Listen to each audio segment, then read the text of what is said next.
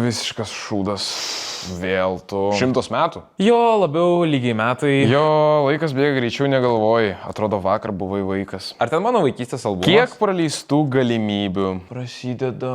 Tavo bendramžiai jau būtus perka. Tai man tik 22. Žinai, koks tas laikas apgaulingas. Šiandien 22, rytoj 23 ir prabėga jaunystė. Kaip tu mane už... Su kuo čia kalbi? Aš čia kalbu su liūdnuoju pirmadieniu. Supratau. Šiaip liūdnas pirmadienis yra Didžiosios Britanijos išgalvotas marketingo triukas. Ką? Nu, pavyzdžiui, pabandyk pradėti dirbti. Ai, tai liūdnasis pirmadienis yra iš tikrųjų tiesiog įprasta diena sausį, tiesiog kad mums krenta motyvacija dėl vitamino D trūkumo ir sutrumpėjusios darbo dienos, kuri trukdo cirkadinį ritmą. Tik supranti, kad aš matau, kad tu skaitai iš kompo. Reiškia taip.